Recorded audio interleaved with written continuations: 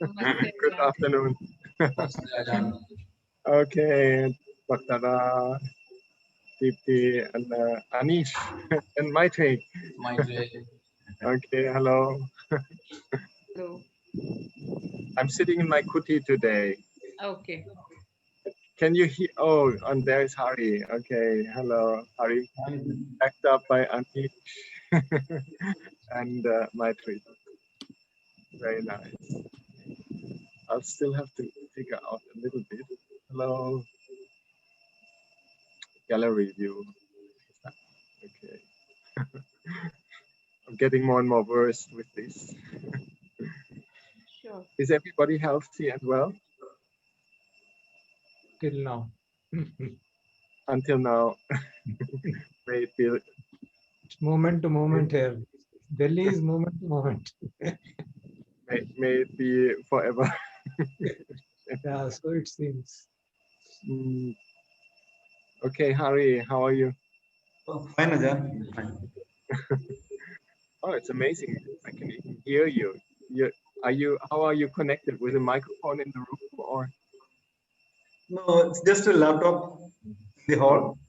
You're taking the precept from a laptop. Yes, yes. Okay. I'll wait another moment and Yes. so I decided to be in my kuti because it feels more natural. Last time I was in the office. Yes.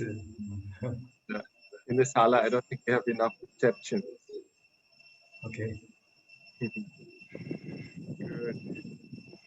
So, Ajahn, we So, have many people from India joining, especially people who either visited Dhammarama or have been yeah, actively participating in the programs of Aranya Vihara Trust, have faith in the teachings of Thai forest tradition, and are very grateful that you accepted the request, that you actually, were willing to give your time for an interaction, and more so, a very special ceremony today. We'll talk about that in just a bit. But before we get into any of that, Ajahn, we'd like to pay our respects by bowing 3 times.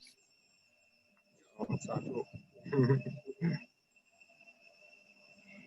Sadhu. Sadhu. I see many familiar faces. Rajendra, Ravi. Very nice. Good.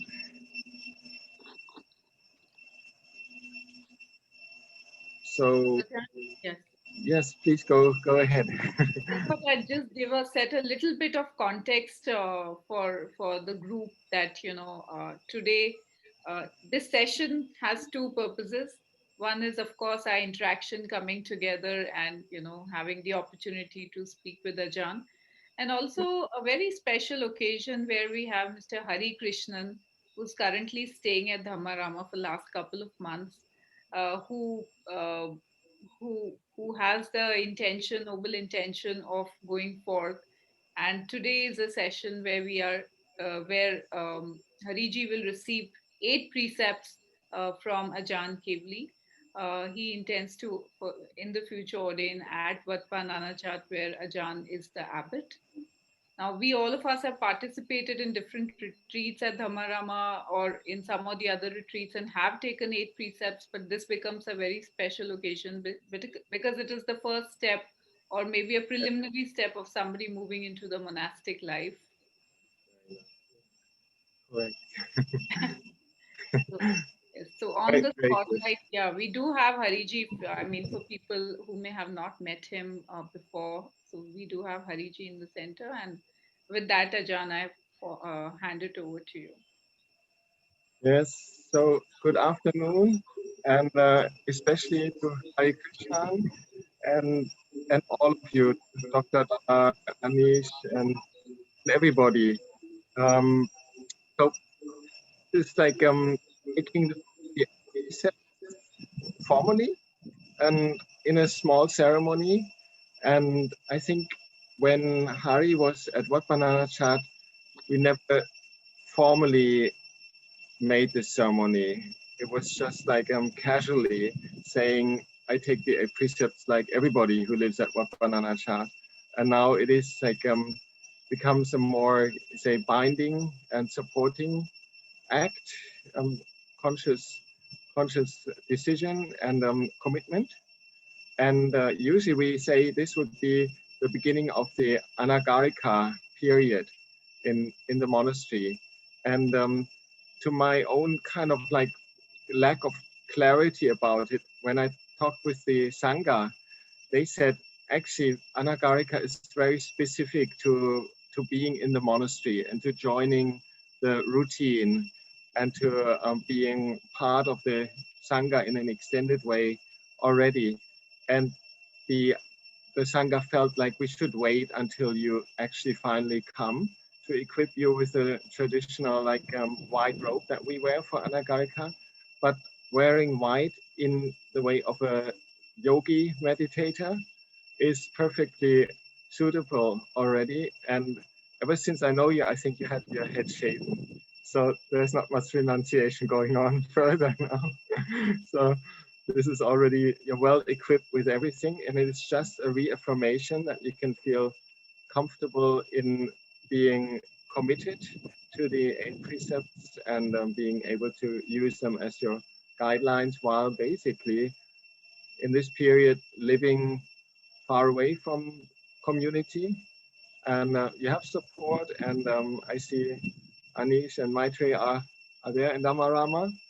The rest of you meet like frequently over video, which is quite inspiring to see and hear.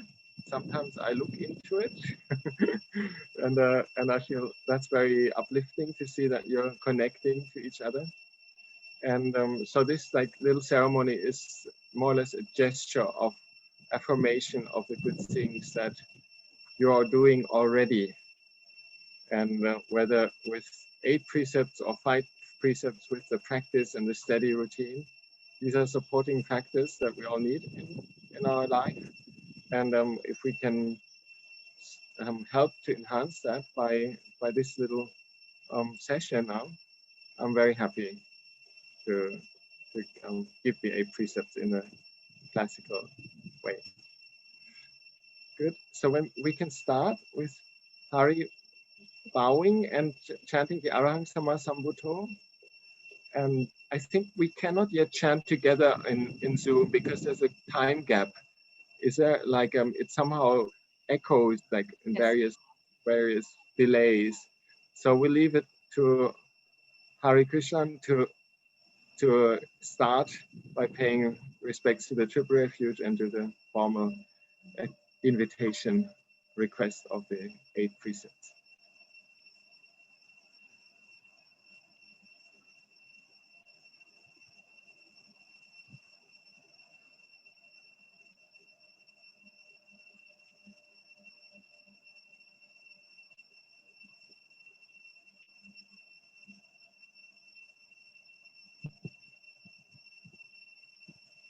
Come to go ahead.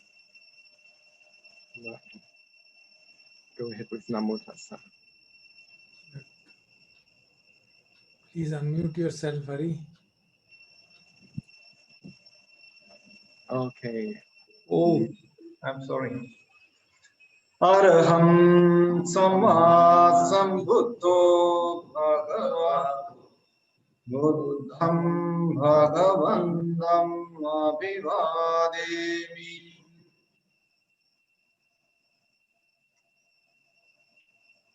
Swagato Bhagavata Dhammo Dhammam Namasami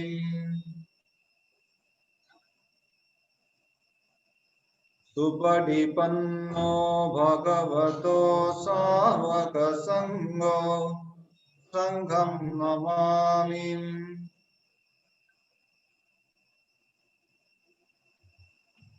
Namo Tassa Bhagavato Arahato Samma Sambuddhasam Namo Tassa Bhagavato Arahato Samma Sambuddhasam Namo tassa bhagavato arahato samma sambuddhassam. Aham bande tisranena saha attasīlāni ajāmi. Dudiyampi aham bande tisranena saha attasīlāni ajāmi. Dudiyampi aham bande tisranena saha attasīlāni ajāmi.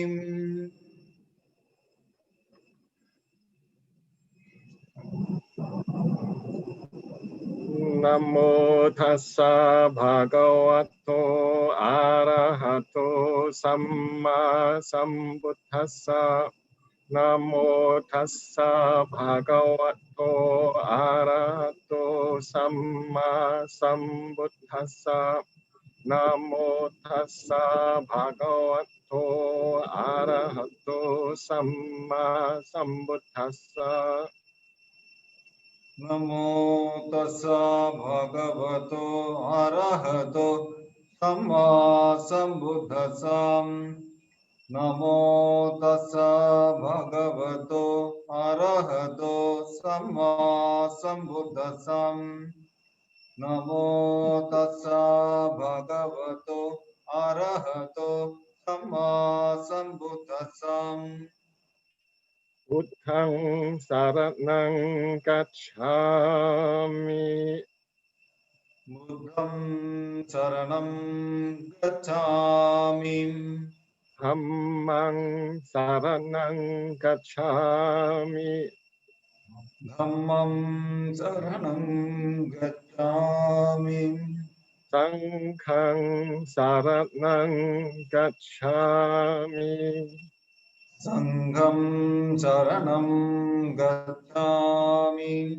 Dutiyampi buddhaṃ saraṇaṃ gacchāmi. Dutiyampi buddham saranam gacchāmi. Dutiyampi dhammaṃ saraṇaṃ gacchāmi. Dutiyampi dhammam saranam gacchāmi. Dutiyampi saṅgham saraṇaṃ gacchāmi. Dutiyampi sangham saranam gacchāmi. Tatiyampi buddhaṃ saraṇaṃ gacchāmi. Tatiyampi buddham saranam gacchāmi. Tatiyampi dhammaṃ saraṇaṃ gacchāmi. Tatiyampi dhammam saranam gacchāmi. Tatiyampi saṅgham saraṇaṃ gacchāmi. Tatiyampi sangham saranam gacchāmi. Nisarana kamanaṃ nitthitaṃ. Amabande Anatipāta veramani sikkhapadam samadhiyāmi. Panatipāta veramani sikkhapadam samadhiyāmi.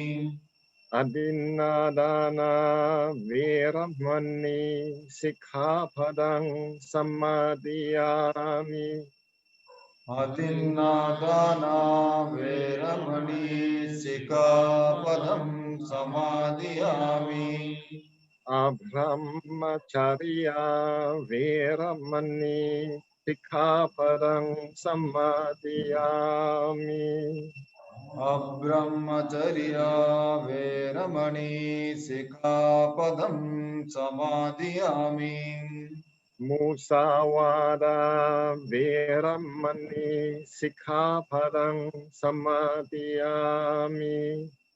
Musāvāda veramani sikkhapadam samadhiyāmi.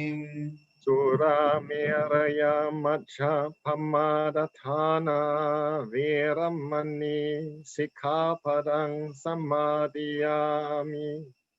Sura Mereya Majja Pamadhathana Veramani Sikkhapadam Samadhiyami. Vikala Bhojana Veramani Sikkhapadam Samadhiyami. Vikala Bhojana Veramani Sikkhapadam Samadhiyami. Nachagita Vadita Visukhadasana Malagandha Vilepana Dharana Mandana Vipusanadhana Veramani Sikkhapadam Samadhiyami. Nacha Gita Vadita Visugadasana Mala Gandha Vilepana Dharana Mandana Vibhosana Thana Veramani Sikkhapadam Samadhiyami. Ucha Sayana Mahasayana Veramani Sikkhapadam Samadhiyami. Uttasayana Mahasayana Veramani Sikkhapadam Samadhiyami. Imani Atha Sikkhapadani Silena Sukating Yanti Silena Bhoga Sampada Silena Nibbuting Yanti Tasma Silang Visothaye. Sadhu, sadhu, sadhu. You're welcome to sit down comfortably after paying respects. And I'll say a few words.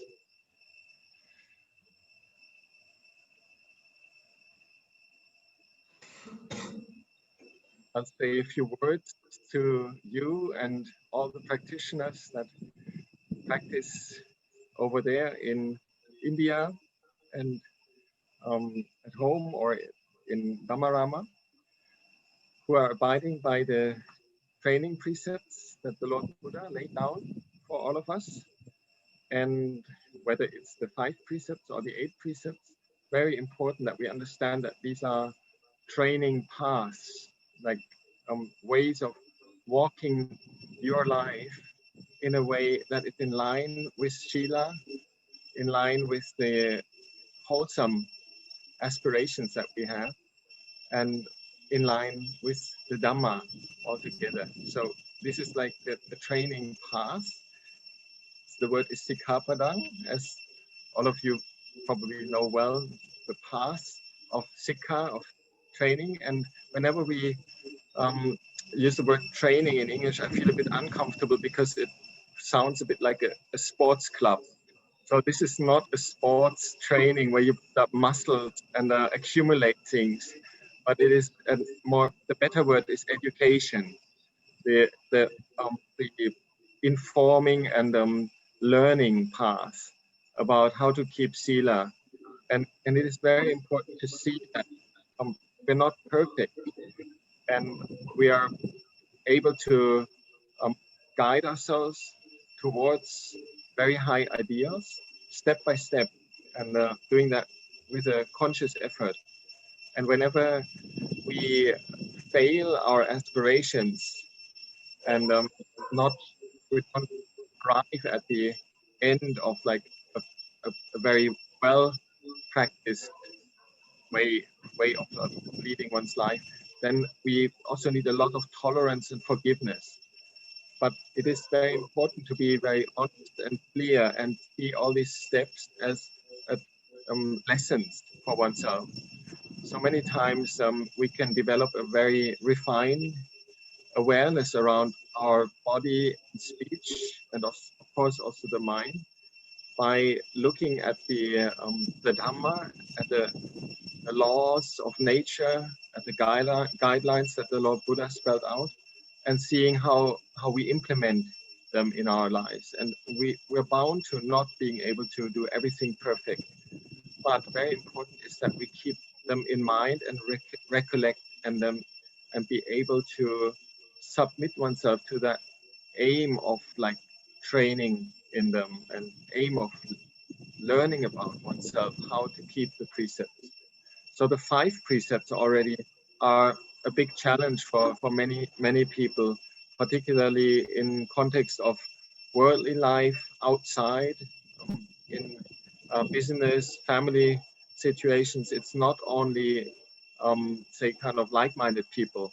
Many times we have people that are challenging us. Many times we have situations which we slip into that are possibly like already like a bit flawed in terms of their ethical setup.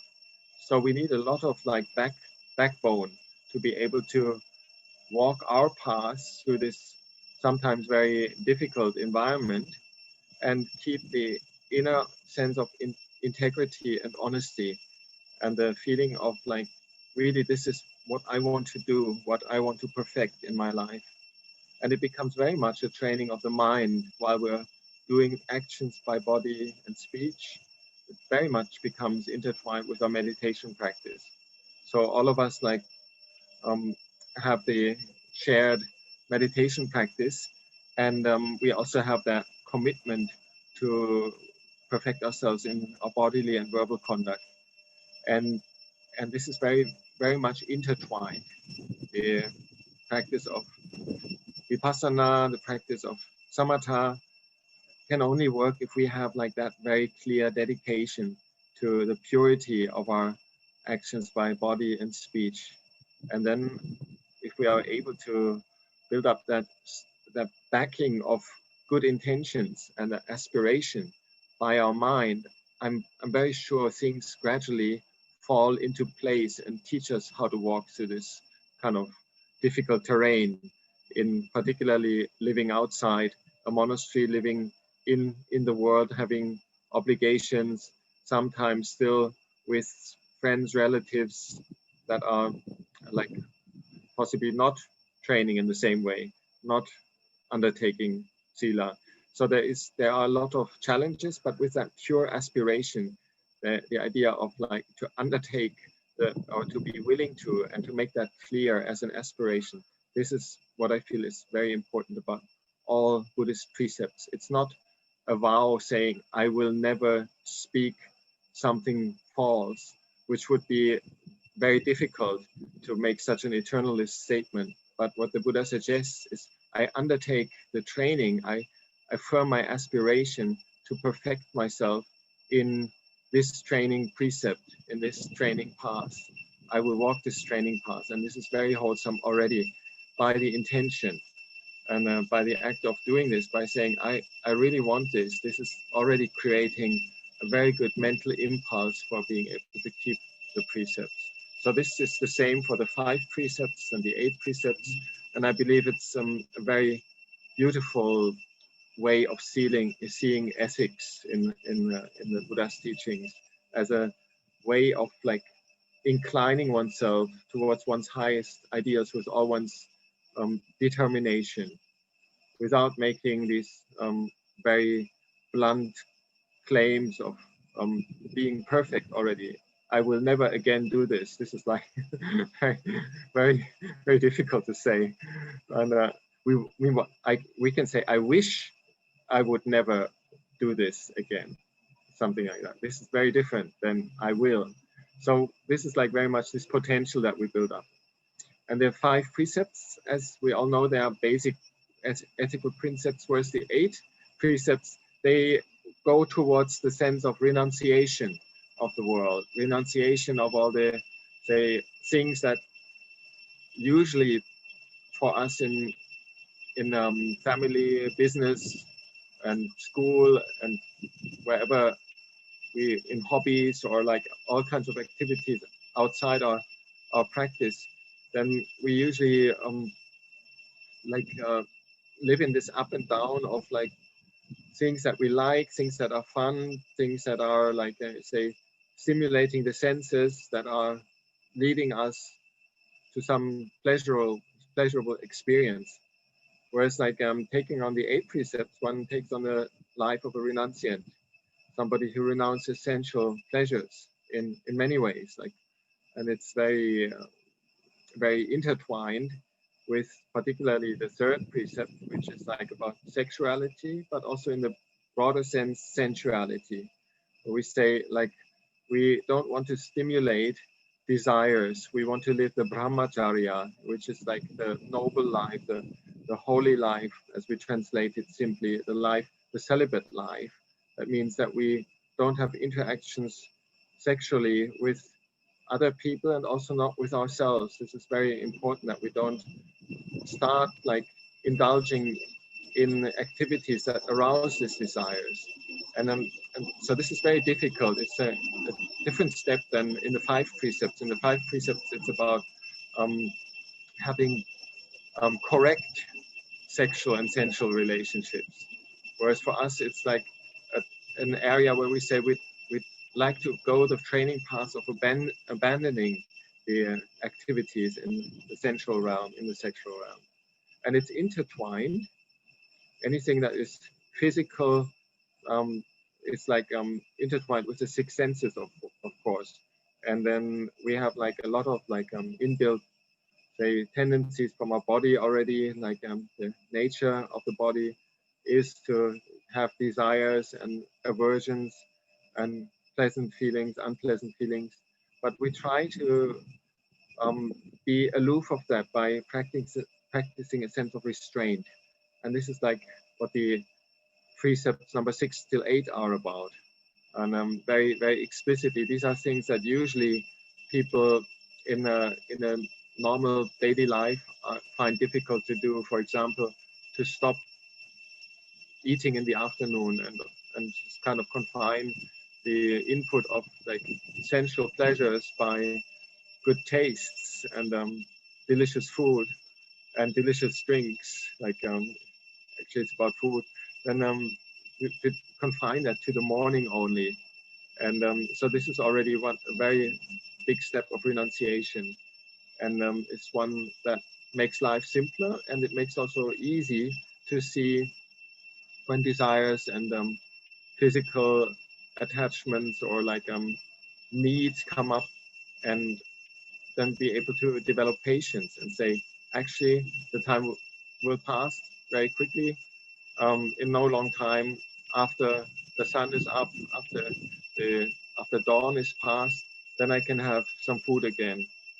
And then to be able to drop the spoon at midday and say, I've had enough. That leads to a sense of reconfirming how much we actually would like to be content, and say like we can actually stop things. We don't always have to leave it open and continue and have all options.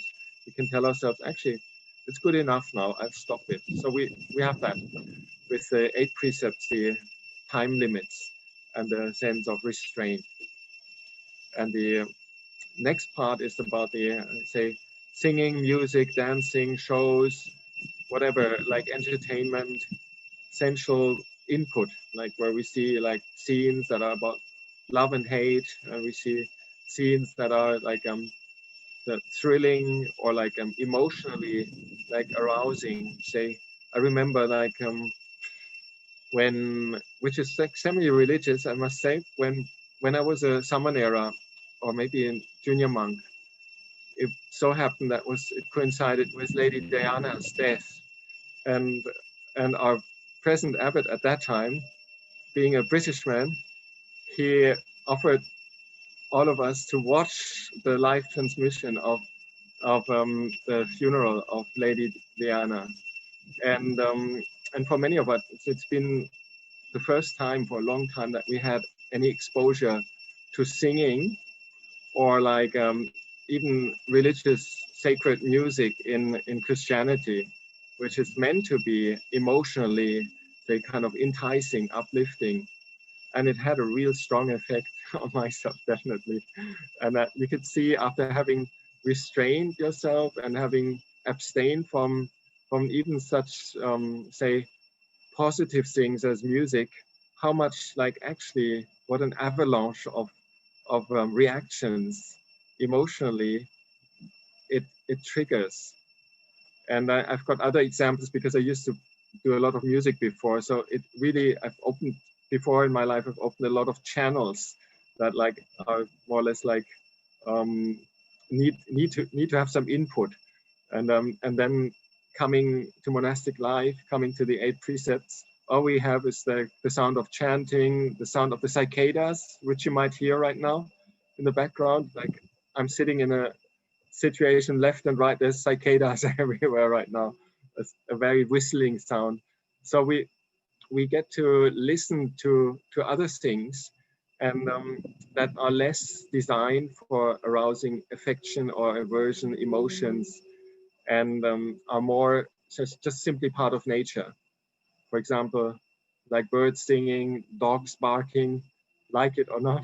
These are things that we have like as an input, and we can then work with how that affects our mind, because we don't have that very, very big overdose of tailor-sized, emotionally stimulating sensual experiences. So this is just about music. The other parts, for example, dancing or like watching theater shows, and these days we would include like movies, YouTube, and things like that. Like we can see how much of an impact like stories and dramas and tragedies have, whether good or bad. Once we kind of stepped away from it a little bit, it becomes much more clear how sensitive actually we can be. And so this makes it very understandable that meditators usually have a simplified life and usually are practicing restraint and patience, and particularly tend to live by the 8 precepts in a maybe not as formal way, but like in the spirit of it, just more or less reducing the interactions with the sensory world, and not feeding one's own, say, kind of desires and aversions. So this is the big chunk, is the Nachagita Vadita Visukadasana. Many times we get asked, what's so wrong about this? Like music, and what's so wrong about like arts and movies and so forth. What we can simply say is, basically, actually, I don't have time for this. I like to close my eyes and watch my mind and watch my breath more than that. Like the rest is just too much. It's just a waste of time. I mean, it sounds offensive a little bit to people, but like in your situation, being in Dhammarama, practicing and having a lot of free time for formal meditation and for Dhamma study, I think it's quite understandable that you say, I don't have time for watching movies. I don't have time for sports, football, and and singing and things like that. So, and we take the chanting that we have as a way of recollecting the teachings. It's not meant to invoke those feelings of like beauty in that sense. And many times you'll see that in particularly the Thai chanting is quite monotonous, and the sometimes like former musicians, like they add a little tone here and there. We had just the recitation of the Patimokkha of one of the new monks, and he really made a sing-song out of it. And then we have to say, okay, it's maybe enough, maybe tone it down a bit.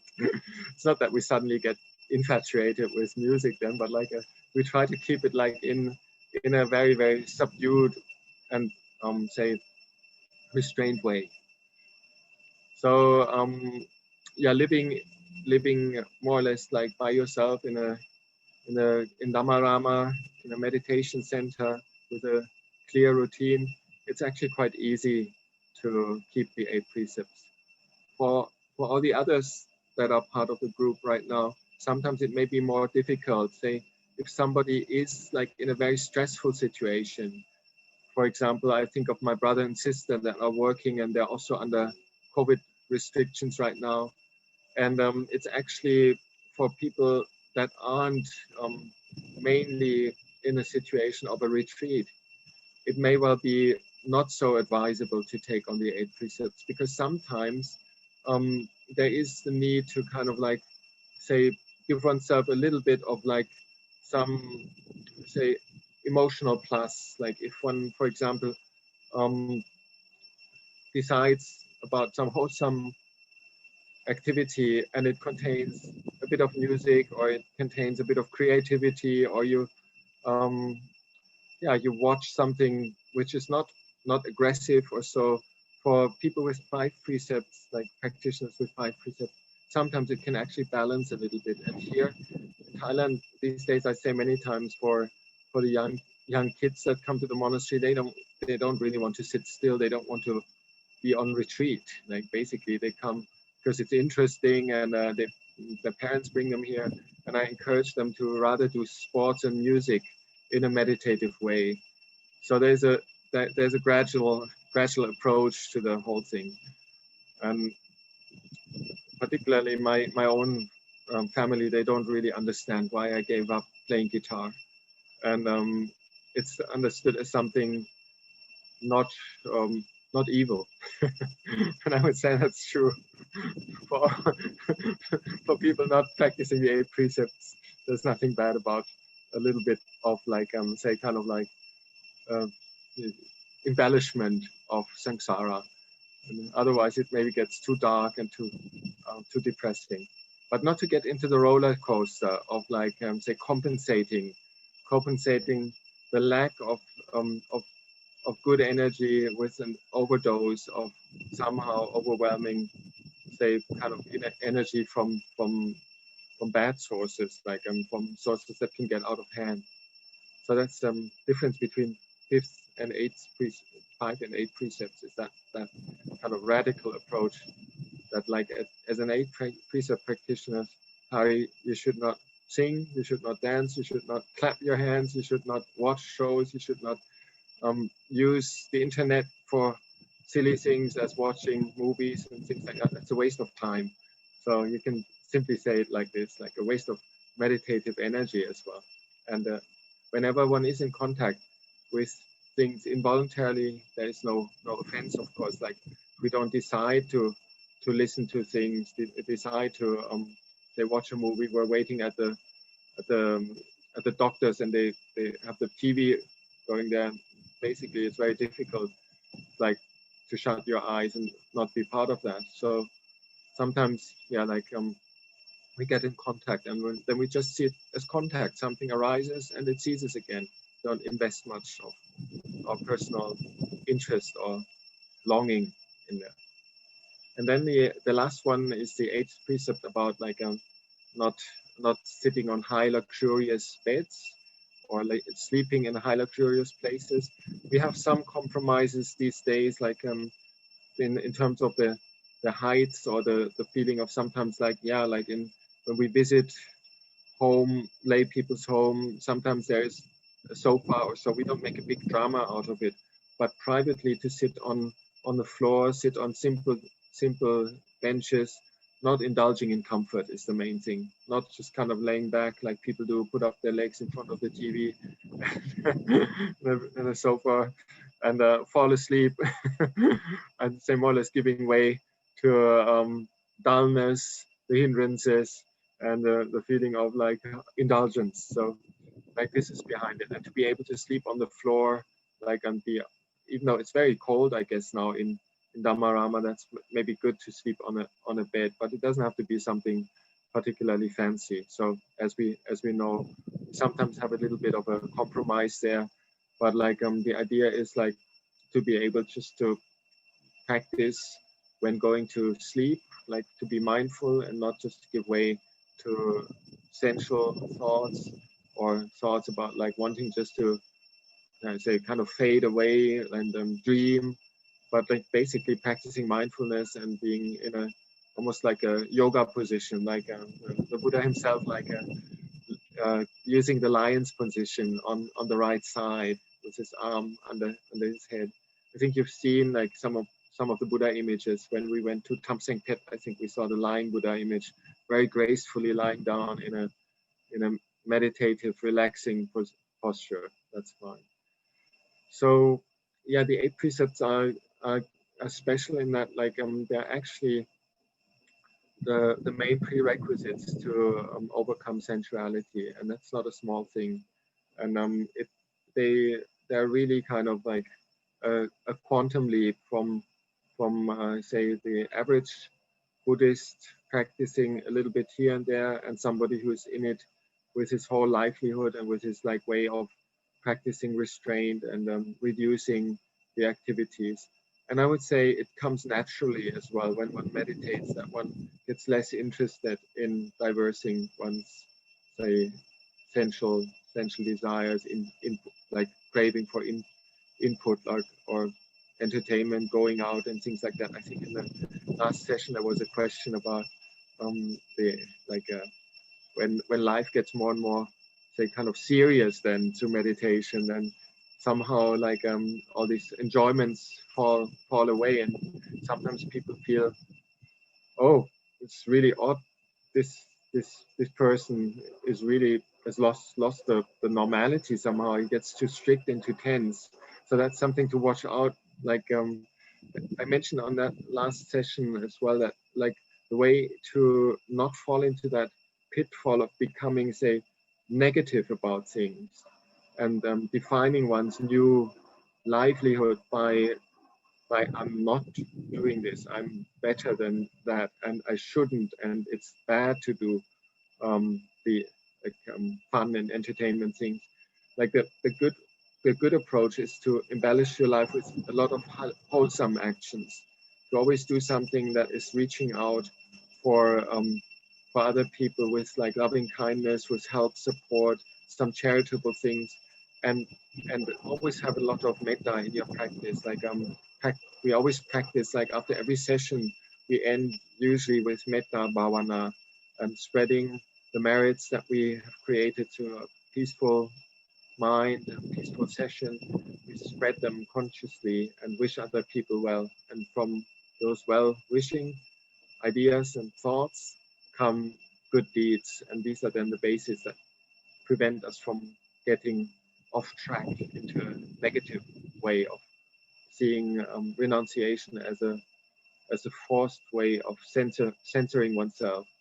So in one way, one has to be very honest about oneself, and the 8 precepts, or any precept that one undertakes consciously, is that mirror, because we have stated it for ourselves. We can easily then refer to our aspirations and revise what we've been doing, and also accept that sometimes we are not perfect, and take it with a smile, and go back to your wholesome wish to undertake this training path for the perfection of sila, and for the renunciation of sensuality, for the gradual turning away from the world, turning away from samsara.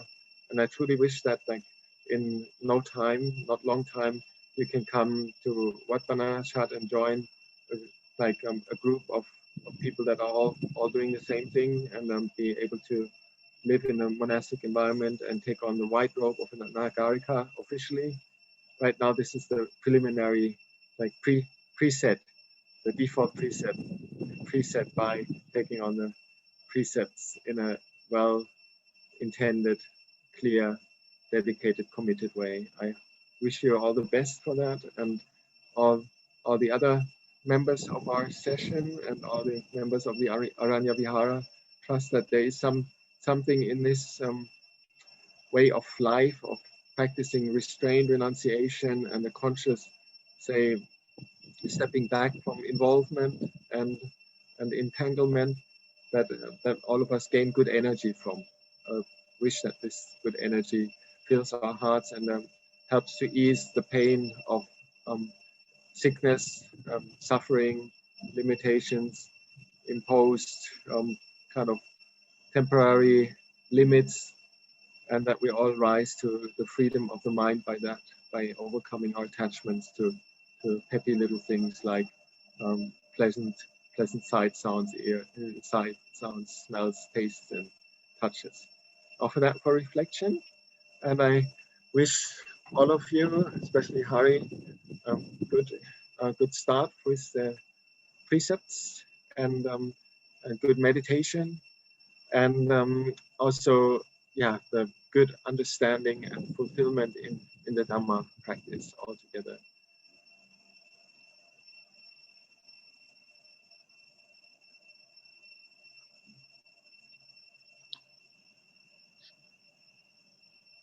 So this is the, yeah.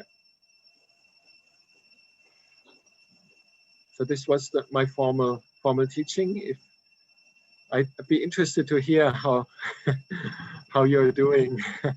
The last Zoom session, we were kind of like in the Q&A all the time, but I didn't actually ask how it is going when you're doing your home practice, and yeah, how is it?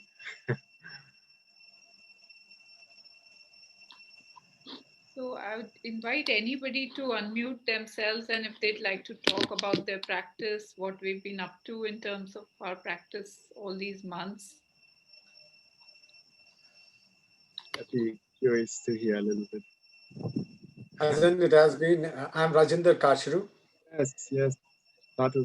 COVID has given us a wonderful feel, because we have taken advantage of this entire thing wherein we had to stay at home, and this stay at home for the last now almost about 10 months now.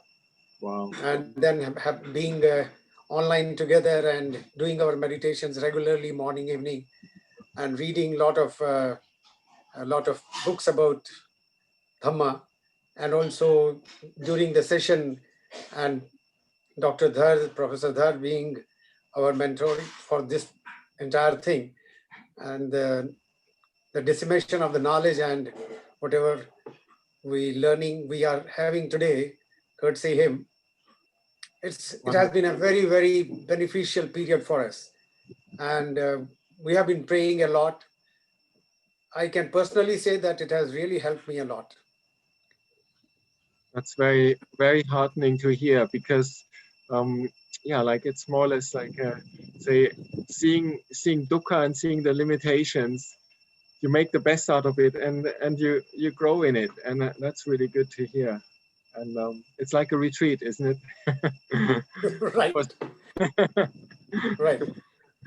And a very beneficial retreat, wherein you now really one understands why anger is there, how compassion has to be there, what is all the meaning of the four things, the karuna, mudita, and upekha, everything, is becoming more and more clear. That's very good. Very good. Yeah, and supporting each other in this, like, say, you can say even direct way, like you see each other and maybe not in the same room, but like I'm listening to the same teachings and having a commitment together to meditation. I think that's very, very beneficial. My big anumodana for Dr. Dhar and everybody to set this up and see this through and be dedicated to this path. This is really very, very inspiring. I'll let the monks know how how you're able to make use of something that generally is commented on in a very, very bad way, and like hardships.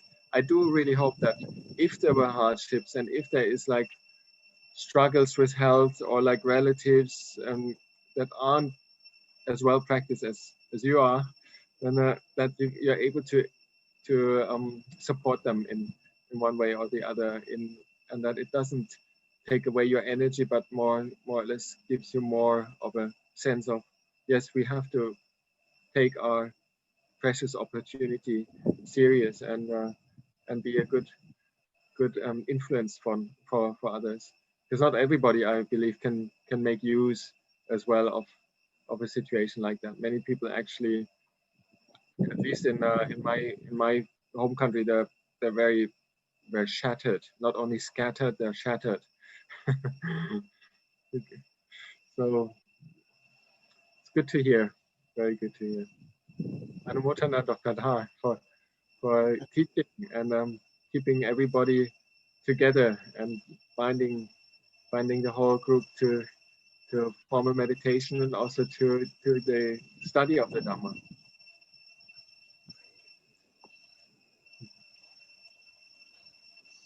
Okay, I have a different observation. Yes. I am able to practice if I'm in a retreat and everything comes together very nicely.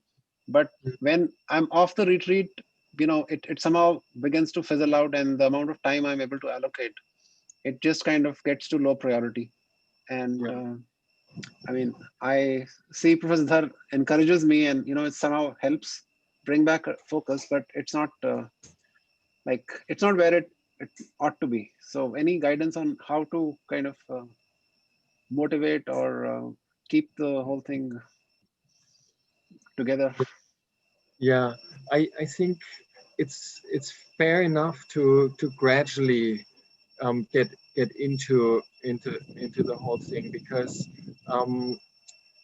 it is not easy, say, to by self-discipline to find the priorities of when to do work, when to do your hobbies, when do you do things with family, when do you eat, like to have your whole rhythm by yourself, and then to get the priorities right. It's not so easy, and I think it does take a lot of time. But please don't always just kind of like grit your teeth and force yourself. I think it will grow. At some point you will probably meet a point where you feel like, actually I really want to do this, and I actually feel like a sense of like relief, and it may not be say the way that you think it comes, and maybe it's just something indirect that stimulates like the feeling, what a relief if I can let go of my my program, or let go of my preferences.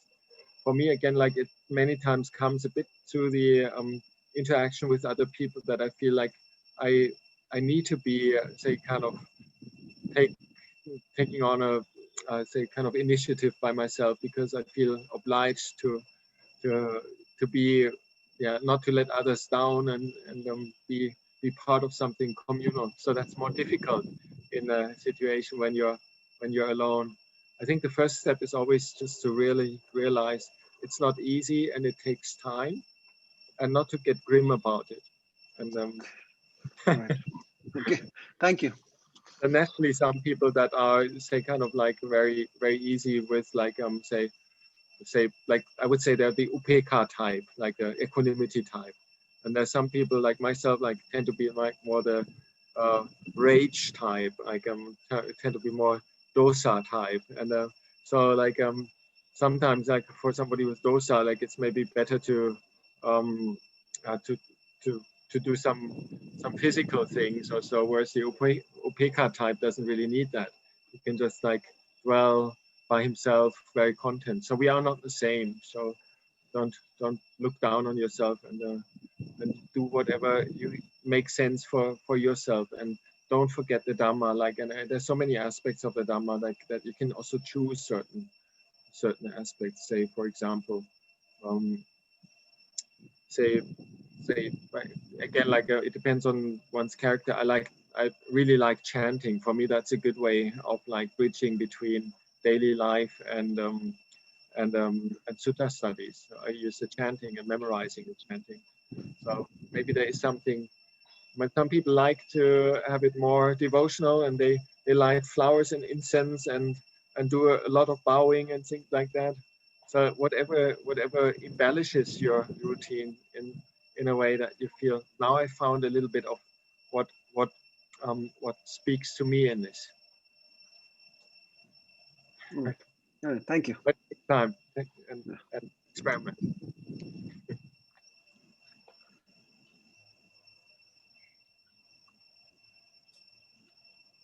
Is it like that all of you are actually limited to not go out, or is it just a caution of not leaving home right now? Or is it do some of you still have jobs outside that you need to do? See, I'm able to move out most of the days if I want to go to work, and actually I usually do, except when there is a big rise in cases, and if there is some expected control, governmental control. Like 2 days back, there was a possibility, and today there is a different reason for checking the movement. Otherwise, moving within the country is not so much of a challenge. It's more the organizations having their own controls, recommendations, etc. So I am saying this for Gurgaon and Delhi, the two places. Yeah. How is our brother Mahapanyo? Yes, Mahapanyo. He's now up on the roof of the dining hall in Wat Pah Pong. taking off the old tiles and putting on some new tiles. And he's there together with the German Samajito, same, also newly ordained, and then the Greek monk Tavarujito, and then who else? And Tanvisuto, of course, former Tanyo, who was translating before Alex. So they're in Wat Papong, and they're tiling the dining hall like with removing the old tiles and putting on some new peat ceramic tiles. And Wat Banana Chat, we're still not involved because it's like a difficult job, needs people that can climb up scaffoldings and have got mindfulness of all kinds of like very dangerous situations. So we're a bit less experienced, but I believe Mahapanyo is fully in the groove of like applied practice. He went to Wat Papong about like maybe 3 weeks ago, and I believe he's doing well. I visited him since then, but I hear from Tanvisuto that they're all very cheerful, and they're together doing this together with many other monks, and Lumpur Liam is there. So I do believe like he's quite enthusiastic about being in Wat Papong right now. Wat Papong is like where Lumpur Liam is right now. He spent the Vasta in the monastery called Kokjan. We call it Kokjan. It's the name of the village, his hometown, where he built the Chedi. And many times we just think like now you have to meet Lumpur Liam in Kokjan, but like actually he's in Papong. And I think my guess is that the group that's there, they will enjoy also the atmosphere in Papong, because right now actually it's very, very pleasant weather, pleasant atmosphere, and these work projects, doing something, a bigger project together, bring up a lot of feeling of support for each other and a little joy of helping, supporting Polium and supporting the monastery. I think quite happy about that. Before he left, he was happy. I believe I think he's a very, very easy to look after monk. Very, very, very easy to look after. So I don't have any worries. Thank you. So maybe when he's Ajahn, when he's back to Wat Panana Chat, Yes. if you could permit him to do a small Zoom meeting like this, and we can see him once, if you permit. See him a little bit. Say hello. Yes. Okay. On the camera. I might go visit him tonight. Actually, I wanted to go over to Wat Papong and see how they're doing in order to send our monks over as like some cheap laborers that help out a bit. It's gonna go over tonight. Possibly. Thank you, Ajahn. Thank you. Good. And everybody's healthy. That's what seems like. Good. Some of our Upasika's parents are a little sick. Oh. And we are all in our morning evening sittings, we are giving our metta to their parents. And so far we have all been safe. Thank God for that. It's been some of our good karma in the past. And it's all right. I always like to quote the that line, Dhamma hape rakati dhammachari. The Dhamma protects those who practice the Dhamma. Right. In whatever way this is like translated to our own lives. But I think like we're doing the right thing in this crazy time. So.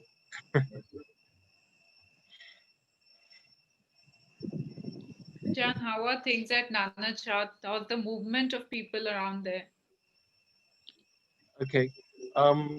We have like a smaller community now. We're about 17 only, because like I've been sending monks away quite a lot, like to other places.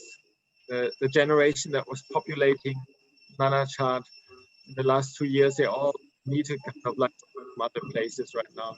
So actually, tomorrow I'll send New Zealand monks to Chayapum province, far away. to live in a small place. Right now in Nanachat, like we're actually quite at a kind of small group, and like key times we have each time discussing things, actually sit closer together.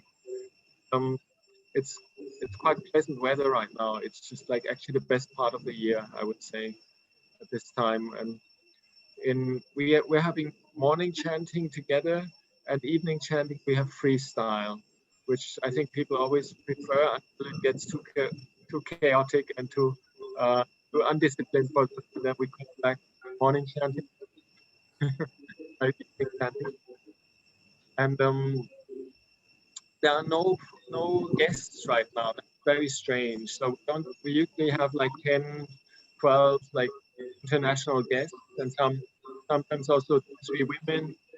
And right now, every now and again, sporadically, we have 1 or 2 um, foreigners staying in Thailand, expat people, like 2 Thai people coming in, both male and female. But there's never a group anymore. That way, also in the morning, the evenings in the morning, they're much more monastic right now because there's no public involvement. So we also have a bit of a retreat feeling, even though like actually outside activities are quite normal in Thailand right now. We also go around a little bit. Like there was a celebration of Buddha pouring in Lompaliam's monastery the other day. So I think we have a nice mixture of like more than usual. And this year we'll have like for the first time in January that there won't be any international senior visiting. So we'll see how this works out. Probably move over to Bakapong and join in fully. But the good news is that Lumpur Sumedho has postponed his England visit until the end of the Karya Puja week in January. So he'll be coming to Wat Pah for another period, maybe 2 days or so, and we'll enjoy his company here. And then we'll also do a celebration honoring him, Ajahn Jayasaro and Ajahn Yanadamo for the titles that have been bestowed on them. So I was just talking about this morning, even though personally I'm not into having a big event right now, but it will come naturally. There's still some time for it. Sure. Thank you. How about the possibility of live telecast of the Acharya Puja in January? I think they usually have the live broadcast via Facebook and YouTube. I think, like, I would be surprised if it wasn't happening this year. I think it'll be the Dhamma talk from the chanting until the evening program is over. I think it'll be online, and most of the talks are in Thai, as you know. It's like, but like you can just have a look in between what's happening, and maybe there will be a English talk by myself. So I'm not sure. Generally, like it's open live transmission.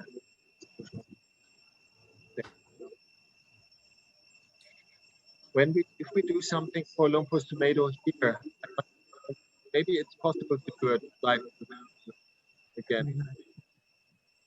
From Nanachat, Excuse me? when he comes to Nanachat, he's likely to give a talk to the monks and community. So we would be privileged to.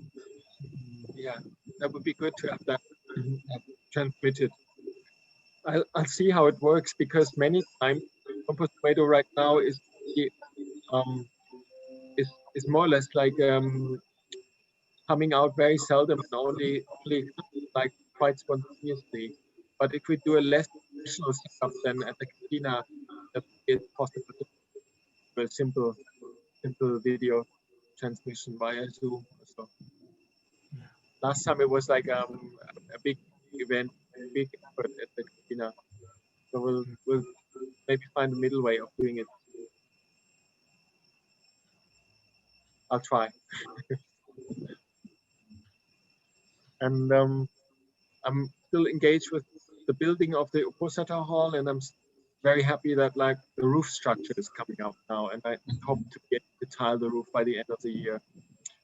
And, and I'm really trying to push the construction work, so that possibly this year, end of like 2021, we'd be able to inaugurate the Sima home, because Lumpur Sumeru is getting older, Lumpur Yam is getting older, Lumpur Lake is getting older, Lumpur Poon, all the Ajahns are actually spending more and more time in hospitals. So I'd like to really finish this project soon, but it's getting good. I probably have to say goodbye. It's only a short session. Again, wish all of you good practice. Make the best of the situation as you're already doing. For Hari, be well established in the training path, Kapada, and use the feeling of commitment so that it will build the conditions that you can come and become functional. Thank you, Ajahn. Thank you, Ajahn. Thank you very much. Yes. Thank you very much. Thank you very much, Ajahn, for your time and your and the Any thoughts. best respects to you, Ajahn, jointly? Anumodami, may you be happy, well, prosper in the Dhamma, and may the Dhamma guard you all the time.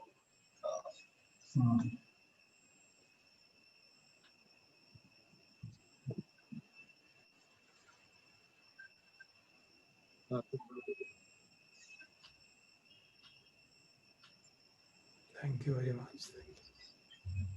Thank you, Ajahn. Thank you, everyone. Thank you. Bye-bye. Thank you, Ajahn. Modana. Thank you. Thank you.